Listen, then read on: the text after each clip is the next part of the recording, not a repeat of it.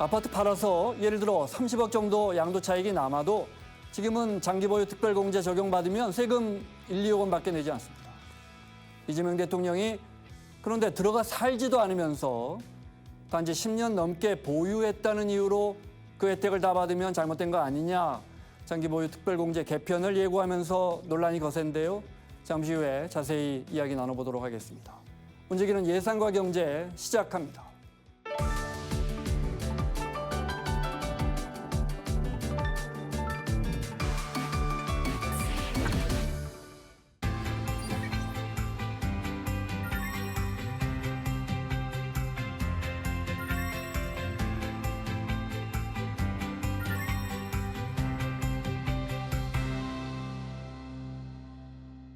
요즘 우리 부동산 시장을 보면 한쪽에서는 전세가 부족하고 한쪽에서는 상가 공실이 넘쳐나는데요. 그래서 이제 올해 1분기 법원 경매 신청이 13년 만에 최대치를 기록했다고 해요. 한국경제TV의 신윤규 기자와 함께 짚어보겠습니다. 어서 오세요. 경매가 너무 늘었어요. 예, 말씀하셨던 대로 13년 만에 최대인 거고 네. 숫자로 치면은 올해 1분기 신청 건수가 3,500건을 넘어섰습니다. 이 숫자가 좀 무서운 이유가 있는 게 이게 유찰된 물건이 쌓이는 게 아니라, 그러니까 경매가 인기가 새로 나온 없어서 것만. 새로 나왔는데 네. 새로 나온다는 거는 이유가 있겠죠. 어떤 이유냐 봤더니 소위 빚을 끌어모아서 산 걸 영끌이라고 하지 않습니까? 네. 주택도 그렇고 영끌 투자를 했었는데 그 후폭풍이 있을 수 있다 경고들이 사실 계속 있어 왔죠. 이런 것들이 이번에 이 많은 숫자로 돌아오고 있다고 볼 수가 있겠습니다. 주택 유형별로 보면 어때요? 주거시설 중에 빌라 같은, 그러니까 비아파트 물건들이 많이 나왔습니다. 이게 전체 경매 한 70% 이상 정도 되고요. 이게 전세 사기, 보증 문제 이런 것까지 겹치면서 타격이 집중됐다는 분석도 있는데, 네. 아파트는 상대적으로 수요가 있어서 경매 물건으로 잘 나오지는 않는다라고 하고 있고요. 또 하나 중요한 건 상가인데요. 지난해 가을로 기억하는데 당시 인기가 있었던 드라마 중에 대기업 자가 사는 김 부장 이야기라는 예, 그 드라마가 있었는데 저도 재밌게 봤었는데, 여기 보면은 그 코로나 이후에 소비가 온라인으로 이동하면서 상가 샀던 사람들이 피해를 많이 봤던. 거기서 김 부장이 상가를 잘못 사서 낭패를 봅니다. 예, 맞습니다. 지금 자영업자 폐업들이 코로나 이후에 늘어나면서 상가 경매 늘고 강남의 꼬마 빌딩도 경매에 나오고 있는 상황이라고 합니다. 앞서 대출을 못 갚기 때문에 예. 경매, 뭐 당연한 거죠. 네, 경매에 넘어온다. 그러면 경기 영향도 있을 것이고, 특히 이제 뭐 자영업자분들 이런 워낙 부채도 많고, 최근에 근데 또 시중금리도 많이 올라갔단 말이에요. 이자율 올라가니까 그래서 그런 거 아닌가 싶기도 하고요. 맞습니다. 그리고 이거를 조금 더 시차라고 할까요? 이거 시점으로 돌려보면 사실은 2021년부터 이제 이자 부담이 우리나라의 금리들이 오르기 시작했으니까 그 구간들이 있으니까 네.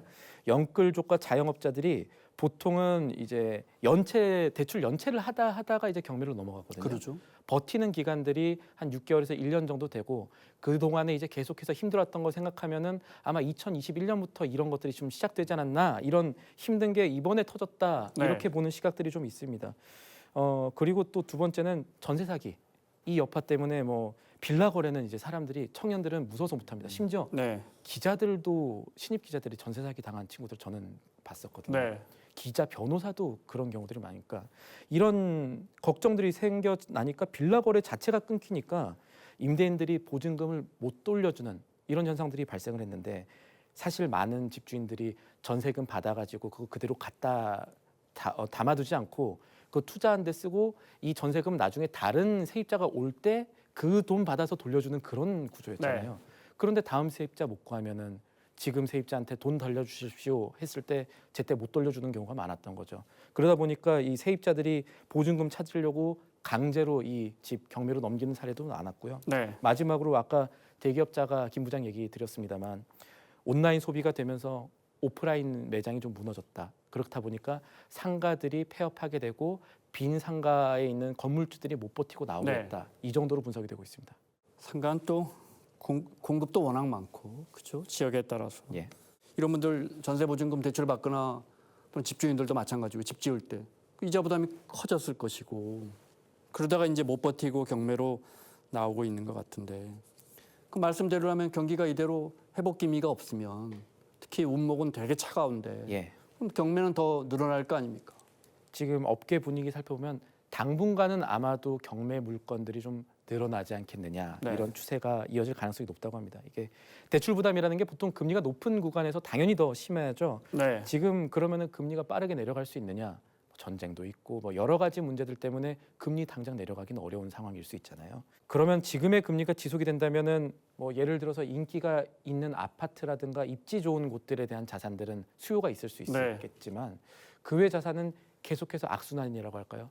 가격 빠지고 가격이 빠지게 되니까 계속해서 경매로 넘어갈 수밖에 없는 그런 현상들이 일어날 수 있다라는 분위기가 있습니다. 알겠습니다. 다음 소식 볼까요? 우리가 은퇴 이후에도 이제 뭐 수십 년 동안 경제 활동 최소 몇 년은 더 해야 되고 워낙 노후가 길어지다 보니까 재취업을 해야 되는데 재취업 시장에서 각광받는 자격증이 있다. 예. 네, 어떤 게 있습니까? 정부 데이터를 살펴보면요. 네. 지난 2020년부터 2024년까지 5년 동안에 이 5060 세대라고 하죠. 중장년층이 자격증 취득 후에 첫 직장에서 가장 높은 돈을 받았던 1위가 타워크레인 운전 기능사였습니다.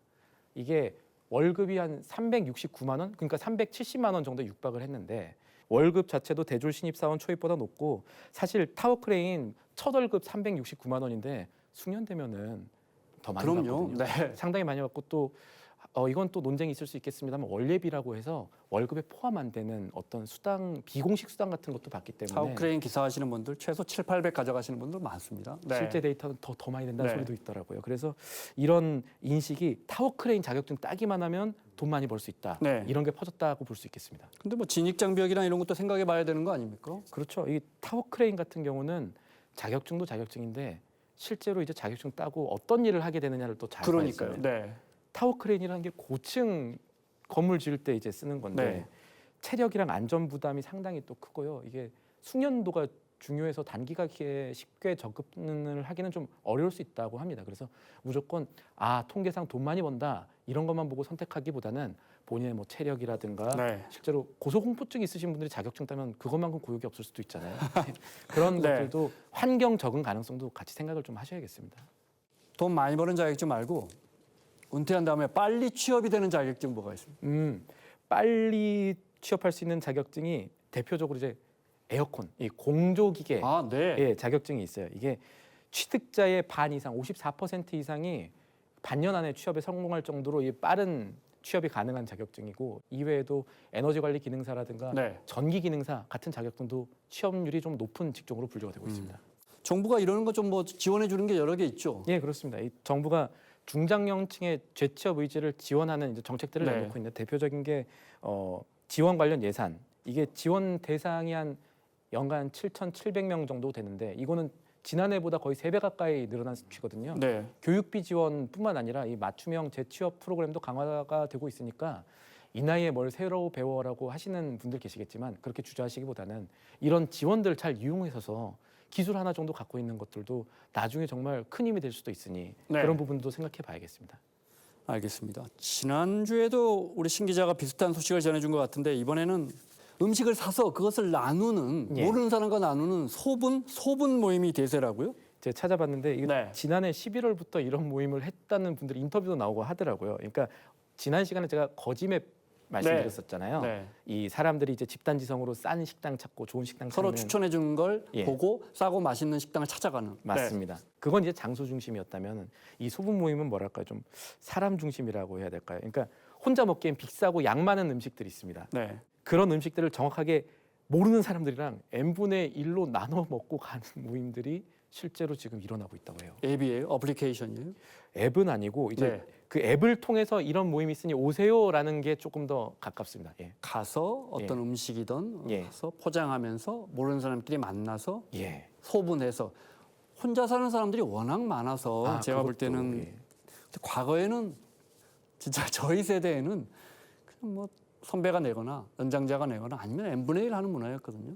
그게 좀 변형된 거다. 그럴 수도 있겠네요. 왜냐하면은 지금은 어떤 식당가들도 가도 이제 계산대가 당연히 있지만 테이블마다 여기서 계산할 수 있게 돼 있고 그렇죠. 더치페이라고 네. 하는 그 n분의 1 소비가 이제 자연스러워졌으니까 그럴 네. 수도 있는데 지금 이제 유행처럼 됐대요. 엽떡 팥이라는 말이 유행하고 있답니다. 그건 또 뭐예요? 엽떡이 이제 엽기 떡볶이, 매운 떡볶이인데 네. 아까 말씀드렸던 혼자 시키긴 조금 양이 많고 가격 비싼 사람을 모아서 제가 엽떡시킬 건데 정확하게 나눠서 드실 분 이렇게 모임을 하면 3-4명 모인대요. 그러면은 2만 원짜리 떡볶이면은 3명 모여서 각자 이제 뭐 한 7천 원 정도 이렇게 네. 드리고 말은 얘기 안 하고 그냥 떡볶이만 하고 가는, 저도 이 말씀드리면서 약간 제가 안 해봐서 좀 생경하긴 한데 이런 것들을 이제 청년들이 실제로 이 어색함을 감수하면서까지 그런 모임들을 한다고 합니다. 신 기자보다 더 젊은 사람들이 주로 이용하는 것 같습니다. 네. 단순히 전략으로 보긴 그렇고 분명하게 트렌드가 있는 것 같아요. 예, 트렌드로 봐야겠죠. 거짓말 또 그랬으니까. 이 관련해서 요즘 나오는 개념이 이제 체리 슈머라고 하지 않습니까? 네, 네. 어이자 아나운서가 저희 프로그램에 소개시켜 드렸던 바가 있는데, 체리 슈머라는 게 이제 체리 피커, 그러니까 한정된 자원, 체리 같은 것을 극대화하기 위해서 알뜰하게 소비를 하는 전략적 소비자를, 예전에는 사실 이게 좋은 뜻은 아니었는데 요즘에 네. 이게 좀 좋아지고 있는 것 같습니다. 자기에게 유리한 것만 똑 따먹는 거죠. 예, 네. 그걸 체리 피커라고 했는데, 체리 슈머라는 말 자체는 그런 부정적인 어감은 좀 덜한 것 같더라고요. 그래서 이게 무조건 아끼는 게 아니라 필요한 부분엔 쓰고 불필요한 부분은 좀 철저하게 줄이겠다, 이런 소비라고 볼 수가 있죠. 그래서 뭐 소분 소비, 뭐 아니면은 이거는 저도 한데 못난이 농산물이라고 해가지고 좀 상품성이 없는 농산물들을 파는 물들이 요즘 그거 많이 삽니다. 저도 많이 SNS에서. 합니다. 네. 그런 것들, 아니면 뭐 OTT 계정 공유, 이거는 뭐 넷플릭스에서 별로 안 자겠지만 그런 것들이 하나의 추세가 되고 있는 게 지금의 흐름입니다. 그런 것 같아요. 네. 마무리하겠습니다. 뭐 우리 젊은이들 길을 찾는 거죠. 물가를 반영한 실질 임금 잘 안 오르고, 근데 물가는 자꾸 오르고, 그러니까 자꾸 이런 새로운 소비 패턴이 등장하는 것 같습니다. 한국경제TV의 신윤규 기자와 함께했습니다. 고맙습니다. 감사합니다.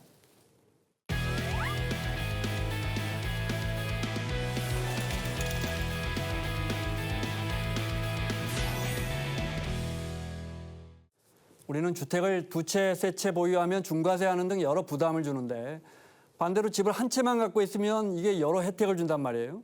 지금 장기 보유 특별공제 이 문제도 보유만 해서 이 혜택을 줄지, 아니면 꼭 직접 들어가 실거주해야 이 혜택을 줄지, 그 문제인 것 같은데, 오늘 저희가 부동산 대출 전문가 모셨는데 이 장기 보유 특별공제 이 문제도 잠깐 이야기 나눠보겠습니다. 풀팩의 강현옥 대표 자리했습니다. 어서 오세요. 네, 안녕하세요. 네, 반갑습니다. 네, 나와주셔서 감사합니다. 네. 흔히 장특공이라고 하잖아요. 네, 장기 보유 특별공제. 네. 먼저 제도를 좀 설명해 주시면. 그러니까 거주자가 올해 한 집을 보유를 하면서 거주 또는 보유를 할 때 네. 양도할 때 이제 혜택을 주는 그런 제도를 의미하는데요. 이제 10년 정도 보유를 했다라고 하면 최대 80%까지 양도세 감면 혜택을 주는 제도를 의미를 합니다. 네. 만약에 집을 팔아서 10억 집을 10년 지나서 20억에 팔았다면 네. 말씀하신 것처럼 80%나 공제를 해주면 네. 10억 양도 차익에서 2억만 양도세를 과세한다 이 말인 거죠? 네네. 그런데 이제 이게 내가 얼마의 취득가액을 했느냐에 따라서도 조금 달라지긴 하겠지만 네. 최대 80%를 받을 경우에는 그렇게 되고요.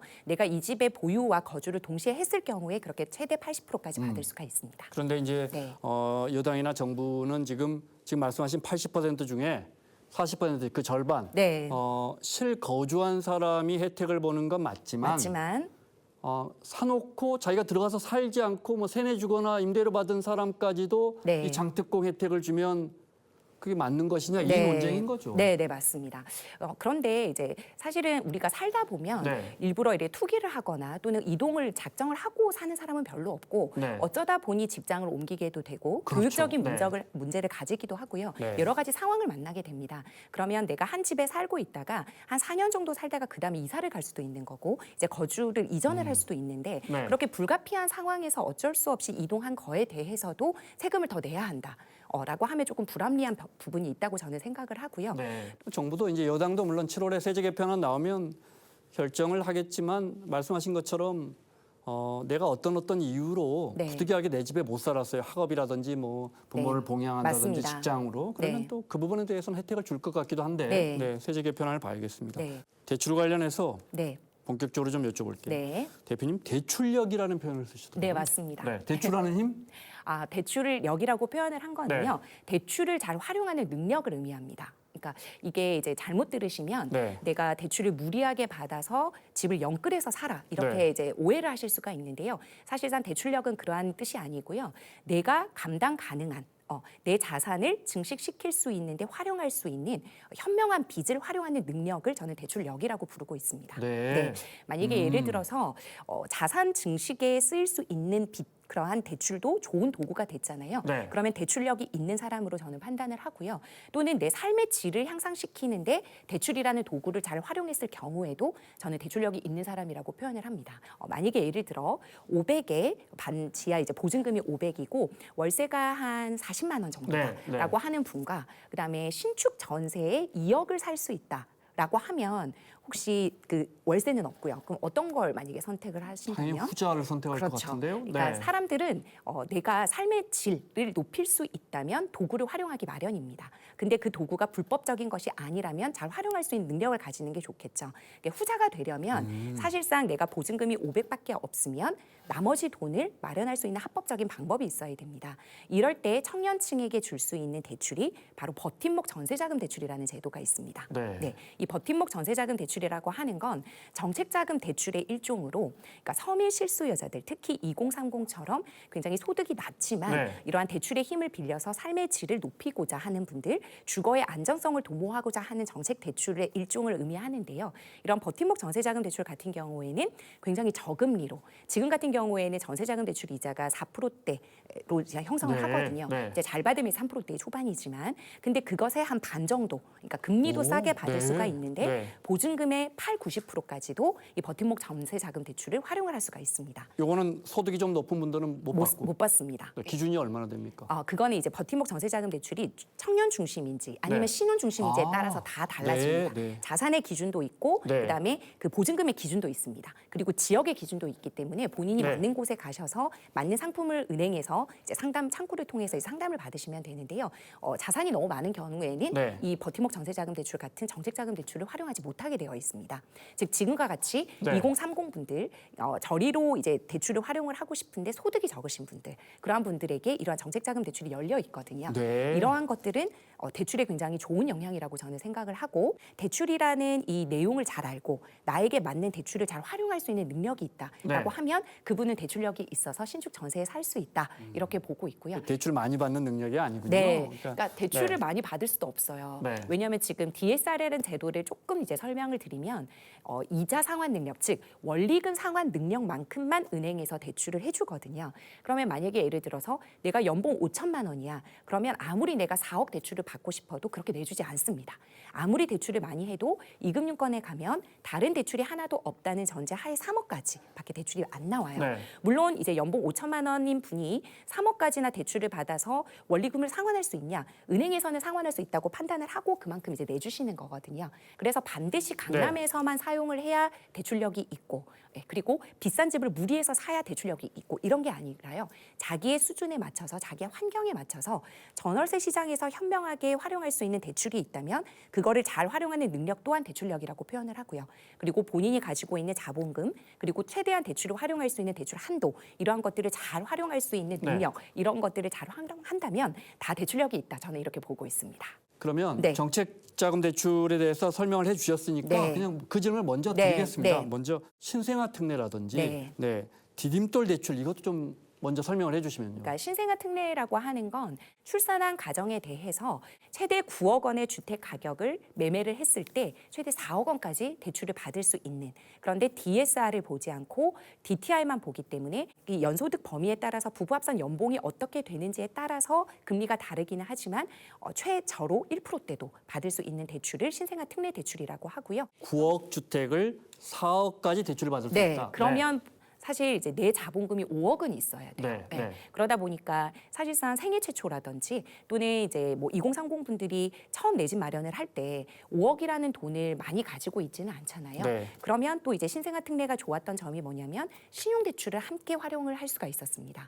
즉 이제 주택담보대출뿐만이 아니라 연소득 범위 내로 신용대출이 나오잖아요. 그러면 규제 지역이라 하더라도 최대 1억 원까지는 신용대출을 활용을 할 수가 있기 때문에 이러한 주택담보대출 최대 4억을 받고 신용대출을 만약에 내가 연봉 1억이다라고 해서 1억까지 사용을 할 수가 있다면 내 자본금 4억으로 부모님에게 뭐 증여를 받는 이런 식으로 해서 이제 최대 9억 원의 집을 굉장히 저금리로 왜냐하면 지금 은행에 있는 매매잔금 대출 금리 같은 경우에는 4%대 초반, 중반, 후반까지도 간단 말이에요. 근데 1%대, 2%대면 굉장히 저렴한 금리죠. 신생아를 키우는 그런 특권으로 인해서 저리로 이렇게 잘 활용을 할 수가 있는 대출입니다. 그다음에 디딤돌 대출은 사실 사실 신생아 특례 대출이 디딤돌 대출의 확장판이거든요. 그러니까 내가 주택 가격이 5억이다. 그리고 뭐 신혼부부나 다자녀 같은 경우에는 6억 이러한 네. 주택을 샀을 때 최대 이제 생애 최초 같은 경우에는 원래 4억까지도 이제 대출이 나오다가 2억 5천까지로 줄었어요. 그래서 2억 5천인데 다시 이게 2억으로 줄었거든요. 그러니까 점점 이러한 혜택이 줄어들고 있는 대출 중에 하나입니다. 네. 그래서 사실상 우리가 정책자금 대출이다라고 하면 방금 말씀드린 디딤돌 대출, 신생아 특례뿐만 아니라 보금자리론이 있는데요. 그건 또 뭐예요? 네. 이게 정책자금 대출의 크게 이제 세 가지만 보시면 되는데요. 네. 방금 말씀드린 신생아를 키울 때 혜택을 받으실 수 있는 신생아 특례 대출, 그다음에 디딤돌 대출, 네. 그리고 보금자리론 이렇게 세 가지가 있다. 내가 매매할 때 받을 수 있는 대출이다 이렇게 보시면 되고요. 이 보금자리론이 오히려 똑같이 DTI만 보고 물론 금리는 지금 거의 은행 금리에 준합니다. 4%대 초반 네. 형성되기 때문에 그럼에도 불구하고 내가 이 디딤돌 대출보다 6억 원 까지의 아파트를 살 수도 있고 네. 생애 최초 같은 경우에는 4억 원을 넘게 받을 수 있기 때문에 내가 가지고 있는 자본금이 좀 적다라고 하면 디딤돌이나 신생아 특례보다 훨씬 더 유리하게 사용할 수 있는 보금자리론이 있기 때문에 지금 이제 2030 분들에게 정책자금 대출 뭐 할래요라고 물어보면 네. 거의 대부분이 보금자리론을 많이 선택을 하고 계십니다. 알겠습니다. 네.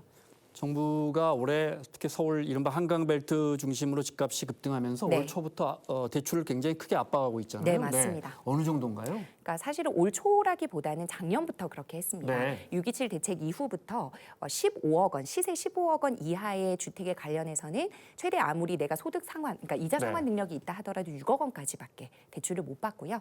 15억에서 25억 시세의 주택을 구매할 때는 최대 4억 원 네. 대출만 받을 수 있고요. 네. 그 이상 25억 이상의 아파트나 주택을 구매할 경우에는 2억까지밖에 대출을 못 받습니다. 이렇게 대출 한도에 제한이 있다 보니까 네. 아무리 내가 이제 연봉자다 그리고 원리금 상환 능력이 있다 하더라도 네. 그 6억, 4억, 2억의 허들을 넘지 못하게 되는 거죠. 뿐만 아니라 LTV가 사실은 규제 지역에서는 최대 50%까지 가능했었거든요. 집값의 50%까지 대출을 제한하는 네. 거죠. 네. 그런데 이게 40%로 줄어들었습니다.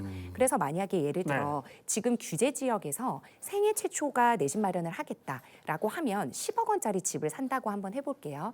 그러면 생애 최초에게는 LTV를 규제 지역에서 70%까지 줍니다. 그런데 일반 무주택자에게는 원래 50%를 주던 게 40%로 내려왔어요.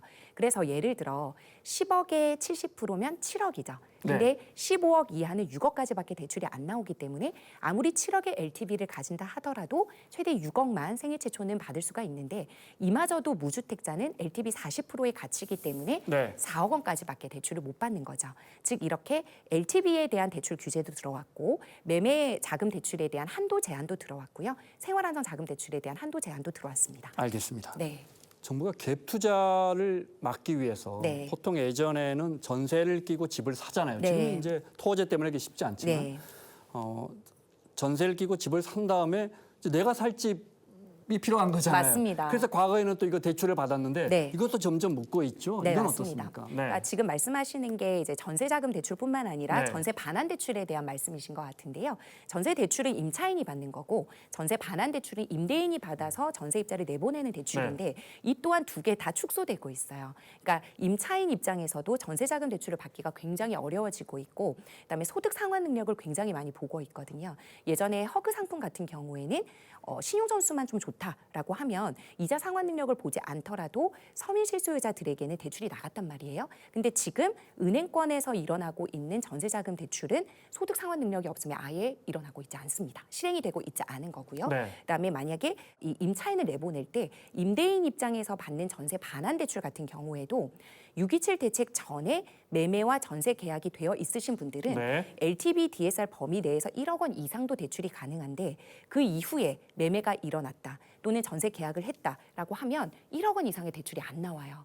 근데 아시다시피 전세금은 1억 원 미만으로 있는 건 월세라고 표현하지 전세라고 표현하지 않잖아요. 즉 임대인 입장에서는 이 전세금을 돌려주지 못하는 임대인이 있을 수 있어요. 이 전세 반환 네. 대출이 막히기 때문에. 그래서 이 전세 반환 대출이 막히면 막힐수록 임대를 많이 주기가 어려울 겁니다. 그러니까 이제 대출적인 측면에서도 전세 반환 대출이 막혀가면 막혀갈수록 네. 이 전세의 월세화 현상은 더 심화될 뿐이다 이렇게 말씀드릴 수 있을 것 같습니다. 알겠습니다. 네. 정부가 이렇게 대출을 여러 방면에서 압박하고 있는데 네. 그럼에도 불구하고 물론 뭐 대출을 많이 받는 게 절대 뭐 현명한 경제 활동은 아니지만 네. 어떻게 하면 우리가 좀 알뜰하게 현명하게 대출을 받아서 네. 이 주택 시장에 접근할 수 있을까요? 맞습니다. 네. 대출이라는 걸 너무 투기꾼 또는 뭐 투기의 수단 이렇게만 보지 마시고 수요자들이 본인의 집의 주거 안정성을 위해 도모하기 위한 대출들은 조금 열어주시는 게 좋지 않을까 저는 이렇게 생각을 하고 있고요.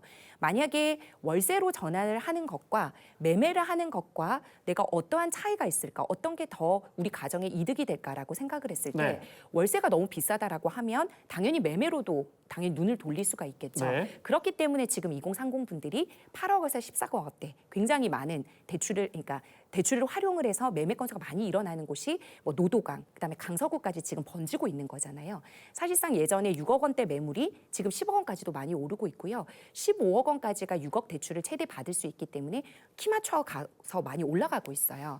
즉 왜 이렇게 8억에서 13억 원대, 즉 10억 원대에서 많이 움직이느냐라고 하면 아까 말씀드린 대로 생애 최초로 최대 6억 원 받고 본인 이제 만약에 다른 배우자가 연소득 범위 내로 1억 받는다라고 하면 최대로 이제 7억 정도의 대출을 활용을 할 수가 있단 말이에요. 네. 그러면 내 자본금 1억에서 3억은 가지고 움직일 수 있는 그 아파트의 범위 자체가 한 6억에서 한 13억 원대 범위로 이렇게 된다. 네. 그러면 그 사이에서 또 갈아타기로 하면서 차익 얻으신 분들이 또 15억 원대까지 또 갈 수도 있고 이런 식으로 되기 때문에 이게 전방위적으로 대출의 제한을 걸면서 굳이 오르지 않아도 되는 저가 아파트까지 밀어 올리고 있는 네. 형국이다. 저는 이렇게 보고 있습니다. 알겠습니다. 자, 마무리하겠습니다. 지금까지 풀팩의 강현욱 대표와 함께 정부가 대출 규제 강화하고 있는데 어떻게 하면 우리가 매매 시장에서 또 전세 시장에서 현명하게 대출을 받아서 대응할 수 있는지 그 현명한 방법들 살펴봤습니다. 오늘 말씀 고맙습니다. 감사합니다. 주식시장에는 닥터코퍼라고 불리는 박사님이 한 분 계십니다. 바로 코퍼, 구리입니다.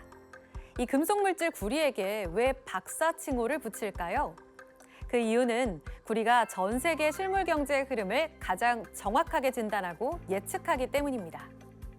구리는 건설, 제조, 인프라, 신산업까지 안 쓰이는 곳이 없습니다. 경기가 좋아지기 전 이 구리 수요가 제일 먼저 폭발하는 이유이기도 합니다. 그래서 구리 수요가 늘어나고 구리값이 오른다는 건 실물 경제가 활발해질 것이라는 신호로 해석됩니다. 그런데 요즘 구리 박사의 몸값이 특히 더 귀해졌습니다. 바로 AI 데이터 센터 때문인데요. 고성능 서버를 돌리려면 엄청난 전력이 필요하고 그걸 연결하는 전선과 변압기에는 구리가 대규모로 필요하기 때문입니다.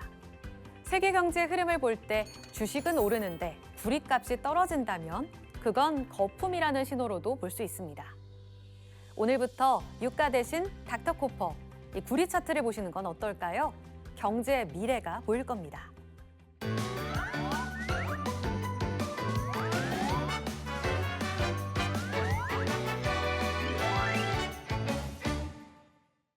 우리 국회의원 한 분 한 분을 모셔서 의정활동에서 정치 철학은 물론 구석구석의 숨은 정책을 꼬치꼬치 캐묻는 대동네지도 어이지 아나운서 함께합니다. 어서 오세요. 안녕하세요. 아무래도 아나운서시니까 우리말에 대해서 한국어에 대해서 관심 많으시죠? 사실 진짜 애정은 남다르다고는 자부를 하거든요. 그래서 해외에서 이제 한국어 가르쳐 줄 수 있는 교원 자격증 네. 공부도 해보고 했는데 한 네. 번 떨어지고 나서 떨어졌어요? 네, 애정이 좀 많이 좀 장롱 속에 있는 것 같습니다. 그래요. 알겠습니다. 오늘 모신 이분은 네. 뭐 환경이나 에너지 문제뿐만 아니라 국어에 대한 사랑이 정말 남다르신 분이에요. 우리 국회에서 가장 젊은 목소리 중에 한 분이시고요. 국민의힘 김용태 의원 모셨습니다. 어서 오세요. 네, 안녕하세요. 포천가평 김용태입니다. 네, 나와주셔서 감사합니다. 예. 그 한국어에 대한 애정이 진짜 남다르시잖아요. 최근에 보니까 해외에서 제2외국어로 한국어 채택하는 그 내용 담은 이 국어기본법, 도서관법 개정안을 발의하셨어요. 한류 열풍, 그 안에서도 언어에 집중하시는 특별한 이유가 있으세요? 아나운서님 설명해 주셨던 것처럼 제가 의원 외교 차원에서 외국을 많이 다니다 보면은 한국에 대한 관심이 정말 높습니다. 한국에 대한 관심도 높고 그러다 보니까 자연스럽게 한국어에 대한 관심도 매우 높거든요. 대한민국의 국격을 높일 수 있는 기회라고 생각을 하는데 제가 다니다 보면은 이제 동남아시아권과 유럽권이 조금 한국어를 배우려고 하는 그 기회가 다른 것 같습니다. 네. 동남아시아 같은 경우에는 한국에 취업하거나 일자리를 얻기 위해서 많이들 한국어의 교육을 공부를 하고 싶어 하시고 유럽은 말 그대로 정말 케이팝, 한국 문화, 뭐 BTS 방탄소년단 이런 네, 네. 열풍이 불면서 한국에 대한 자연스러운 관심이 있는 것 같은데 어찌되었던 이런 것들 좀 우리 국격 차원에서 국위 성향 차원에서 이런 걸 좀 관리할 필요가 있겠다 이런 생각이 좀 많이 듭니다. 개정안 내용 중에요. 우수 인증제 도입 이게 눈에 띄더라고요.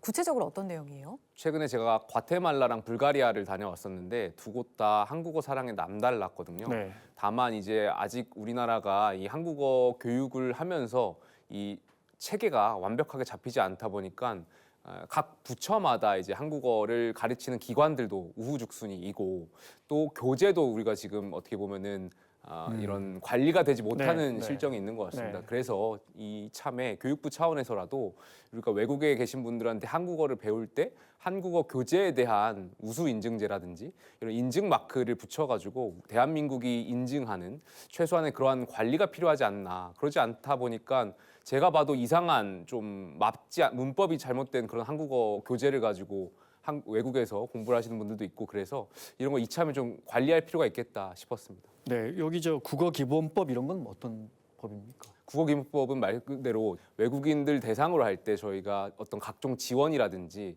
또 교육부, 또 외교부, 또 문체부 이렇게 각 부처가 나뉘어 있는데 네. 교육부가 좀 통합해서 이걸 좀 관리할 수 있는 틀을 만드는 법안 개정안입니다. 네. 태국이나 동남아 국가들이 우리 고등학교 때 왜 제2외국어 하지 않습니까? 저는 독일어 배웠던 것 같은데 동남아 국가들 지금 거의 영어 다음으로 제2외국어 선택하는 게 한국어 정도로 그러니까 일어나 중국어를 넘어서고 있거든요. 예. 정부나 어떤 공공의 지원이 잘 되고 있다 이렇게 보십니까? 어떻습니까? 이제 저희가 막 하다 보니까 네. 조금 전 설명드렸던 것처럼 외교부는 재외동포청 통해 가지고 하는 사업이 있고요. 네. 교육부는 또 저희가 국제학교라든지 또 어떤 한국어 교육원 통해서 하는 것이 있고 네. 또 문체부는 세종학당 이게 각 우후죽순으로 생기다 보니까 이걸 통합해서 관리할 수 있는 시스템이 좀 부족합니다. 그래서 제가 교육위에 있다 보니까 교육부에도 이걸 타 부처라고 해서 부처 간 칸막이에 방치할 것이 아니라 네. 교육부가 좀 주도해서 이 세 개 기관에 대한 관리 감독이라든지 또 교재 문제라든지 또 예산 문제 같은 것을 좀 컨트롤할 수 있는 기구가 필요하다 네. 이런 말씀 계속 드리고 있습니다. 네.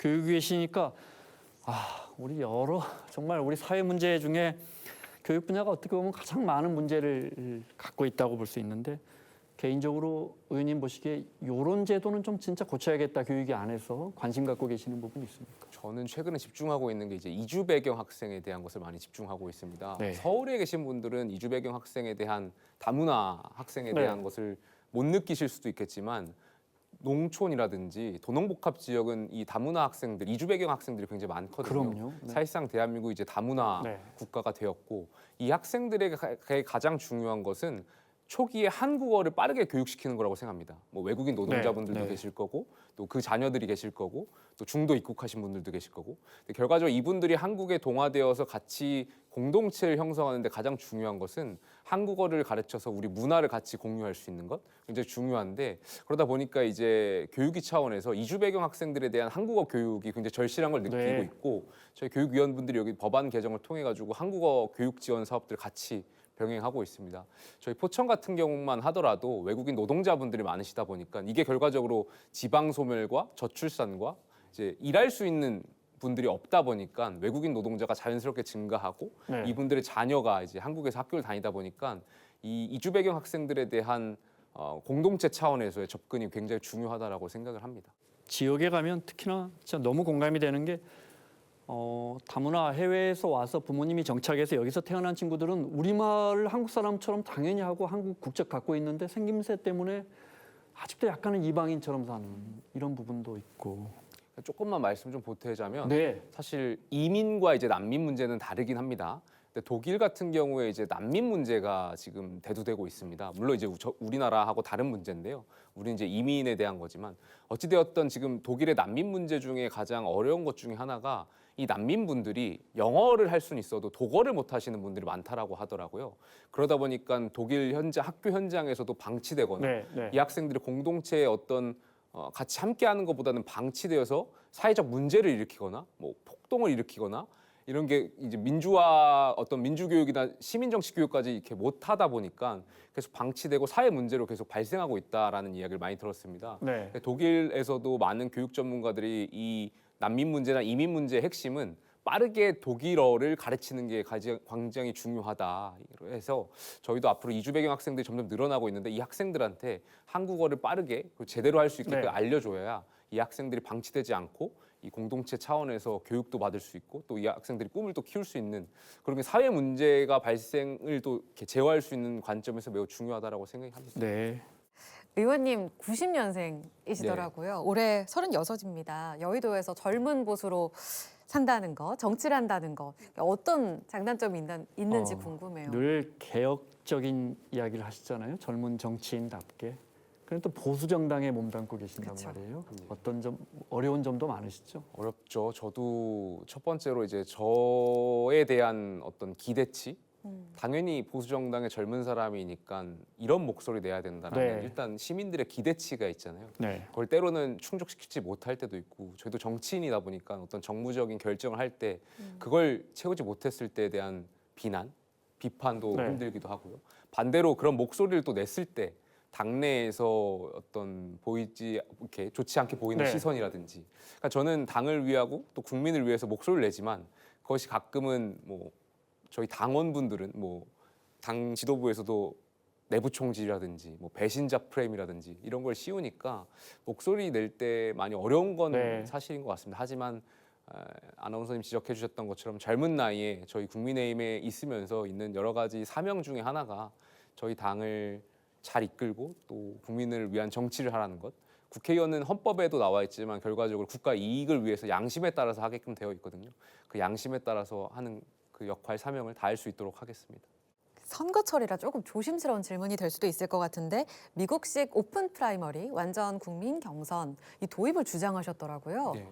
배경이 어떻게 됐는지 궁금했어요. 저는 정당의 주인은 당원이다 이렇게들 말씀하시는데 물론 그 말도 맞지만 저는 국민도 정당의 주인이라고 생각합니다. 네. 왜냐하면 저희가 국고보조금을 받는 정당이잖아요.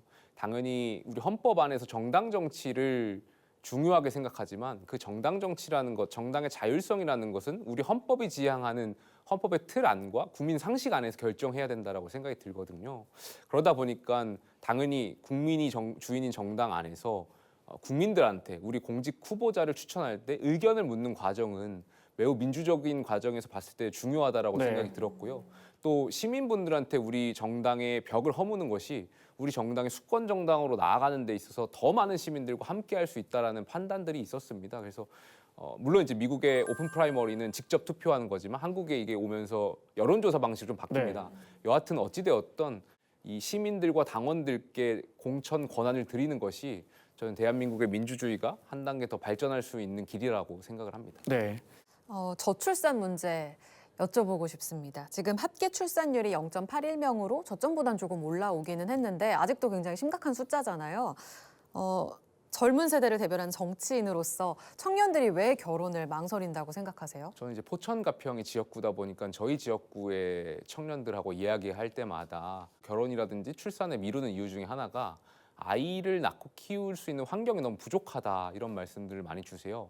그러니까 도시는 그에 비해서 좀 낫지만 아직도 도농복합이라든지 농촌 같은 경우는 아이를 낳았을 때 아이를 믿고 맡길 수 있는 그런 예를 들면은 키즈 카페 같은 것도 없고 네. 이런 공공 보육에 대한 인프라가 많이 부족하다 보니까 아이 낳는 것을 좀 주저하시는 분들이 많았습니다. 그래서 이번에 저희가 포천시에서 포천시청과 함께 이런 두런두런이라고 해서 아이를 키울 수 있는 공간도 저희가 만들었고 해서 네. 많은 이제 호응을 받고 있는데 그러한 인프라들이 조금 더 는다면 또 아이가 밤에 아플 때 갑자기 소아과를 갈 수 있는 그런 시설들도 도농복합 지역에 많아져야 될 것 같고요.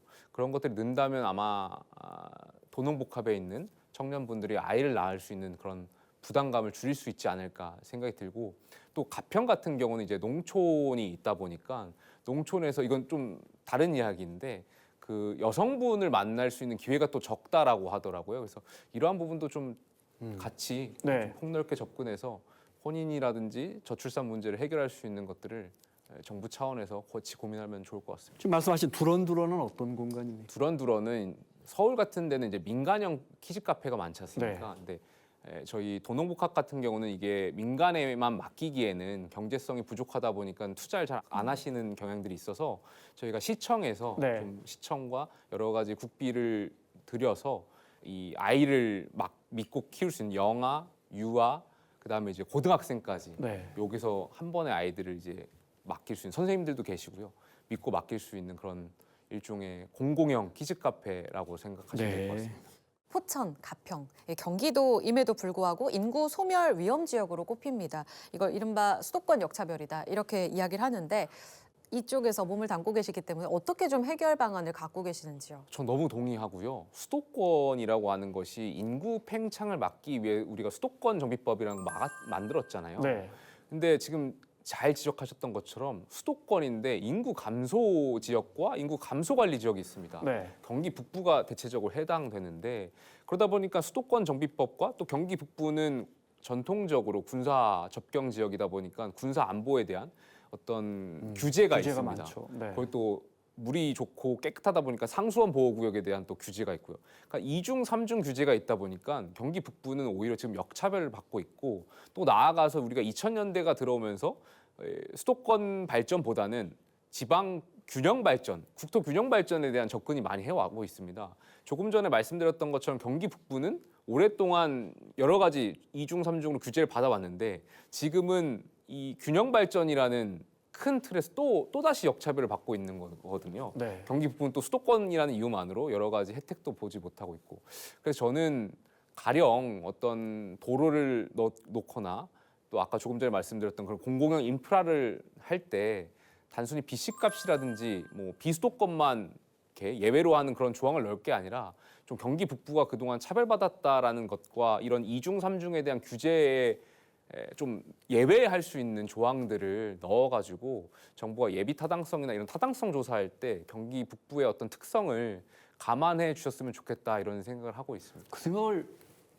의원님 말씀 듣고 처음 알았어요. 우리가 수도권의 공장 증설을 막은 게 30년 넘었는데 경기 북부의 상당수 지역은 인구가 감소하고 있는데 여기는 과밀하다고 해서 공장을 못 짓는 그 제도가 아직도 살아있습니까? 아직도 그럼? 있습니다. 그러다 보니까 수도권 특히 경기 북부 같은 데는 투자를 할 수가 없는 이 정책적인 입법 틀이 있다 보니까 네. 투자를 잘 안 하시게 되는 현상들 많이 발생하고 있는 것 같습니다. 그리고 경기 북부뿐만이 아니라 지방 소멸이 있으면서 이 비수도권 지방의 어떤 도로를 우리가 증설하려고 할 때 타당성 조사를 하다 보면 BC값이 나오지 않을 때가 그렇죠. 있습니다. 네, 네. 하지만 정책 평가라고 해서 조금 전에 설명드렸던 것처럼 비수도권이다 보니까 BC값이 나오지 않더라도 예외할 수 있는 조항들을 국토 균형 발전에서 넣거든요.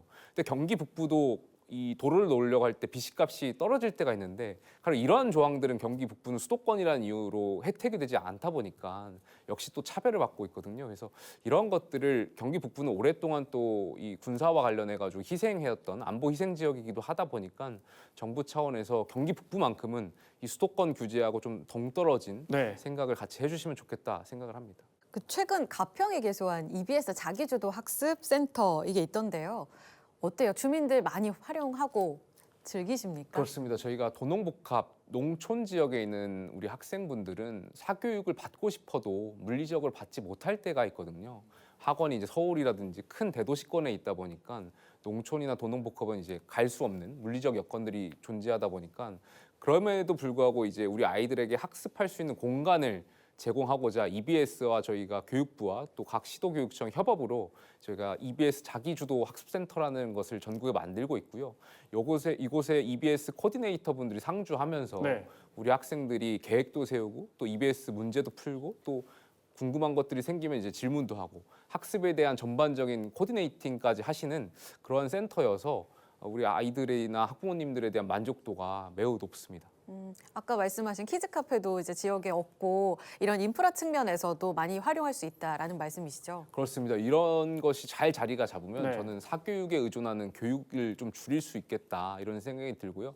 결과적으로 우리 학생들이 주도적으로 교육을 하는 것 이것이 교육에 있어서 굉장히 중요한 거잖아요. 그래서 이 EBS 자기주도 학습센터가 대한민국의 공교육을 정상화시키는데 좋은 모델이 됐으면 좋겠다라는 생각이 들고 도농복합에서 시작을 했으니 잘 정착했으면 좋겠다는 생각이 있습니다. 이렇게 아이들을 맡길 수 있는 공간이 계속 늘어나면 그 지역 분들이 그 시간에 일할 수 있는 기회도 늘어나는 거 아닙니까? 그렇습니다. 우리 네. 아이들을 믿고 맡길 수 있는 공간들 점점 늘어나면 아이들을 더 많이 낳을 수도 있고 또 아이들도 이 지역을 떠나지 않고 네. 계속해서 여기서 정주하면서 살 수 있는 여건들이 조성될 수 있다라고 생각을 합니다. 네, 의원님 하나 더 여쭤보고 싶은데요. 경기도의 경기 생활 속 환원 사업 이름 재밌더라고요. 이 대상지로 가평이랑 양평 포함됐더라고요. 지역 주민들에게 실질적으로 어떤 혜택이 돌아갈 수 있을까요? 경기도에서 이건 도사업인데요. 개발 이익금들이 많습니다. 그러다 보니까 이 개발 이익금을 어떻게 다시 공공에 환원할까에 대한 고민들이 도 차원에 있었고 이번에 그래서 공모를 해서 경기 북부에 있는 곳들이 여러 곳 선정됐다라고 저는 생각을 합니다. 가평 같은 경우는 이제 상면 지역에 이제 문화복합 공간을 지을 수 있는 혜택을 좀 받게 되었고 공모에 네. 선정하게 되었고 이것이 아마 준공을 하게 된다면 많은 시민분들이 여기서 같이 이야기도 할 수 있고 또 문화를 누릴 수 있는 복합 공간을 만들 수 있지 않을까 생각합니다. 알겠습니다. 자, 마무리해야겠는데 지역구 포천 가평에서 내 임기 동안에 꼭 이건 하고 싶다 이런 지역 정책 있을까요? 포천 같은 경우는 최근에 이제 오폭 사고가 있었습니다. 네. 공군 오폭 사고가 네. 있었고 여기에 대한 저희가 특별법을 지금 발의를 했었고 그게 포천만을 위한 것도 아니고 이 관련한 훈련장에서 이런 사고가 있었을 때 네. 국가가 어떻게 보상하고 또 정신적인 이 트라우마에 대한 보상을 어떻게 할 것인가에 대한 큰 법인데 지금 이게 개정법이 아니고 제정법이다 보니까 조금 속도가 더딥니다. 그래서 이런 것을 통과시켜서 그동안 안보 때문에 희생했던 지역들이 있다면 여기 네. 지역 주민들에게 혜택을 드릴 수 있는 것을 좀 하고 싶고요. 가평 같은 경우는 조금 전에 말씀드렸던 것처럼 도로 인프라가 증설해야 될 것들이 많습니다. 그래서 네. 이런 것들 경기도와 또 국토교통부와 함께 해서 좀 가평 내에 좀 도로를 지방도라든지 국도를 더 많이 키워서 많은 시민들이 가평을 오가는데 불편함이 없으시도록 노력하겠습니다. 알겠습니다. 우리가 흔히 소장파 정치인 이렇게 말하는데 정권 소신 있는 정치인, 또 기존 질서에 저항하고 변화를 추구하는 정치 기대해 보겠습니다. 또 포천 가평의 어떤 교육 환경도 좀 이참에 크게 바꿔주시고요. 국민의힘 김용태 의원과 함께했습니다. 오늘 말씀 고맙습니다. 감사합니다. 정부가 전국에 10개 창업도시를 건설합니다. 누구나 아이디어만 있으면 최대 10억 원의 창업 프로젝트도 진행할 수 있고요. 스타트업 만들면서 학업을 중단하거나 직장을 휴직해도 얼마든지 다음에 복귀할 수 있도록 제도도 바꿔주기로 했습니다. 이번에는 좀 체감이 되는 또 설령 10개, 100개 스타트업이 망하더라도 하나의 진짜 혁신 기업이 탄생할 수 있는 그런 창업 도시를 만들어야겠습니다. 돈이 2조 원이나 들어가는 그런 사업입니다. 움직이는 예상과 경제, 저희는 다음 시간에 돌아오겠습니다. 고맙습니다.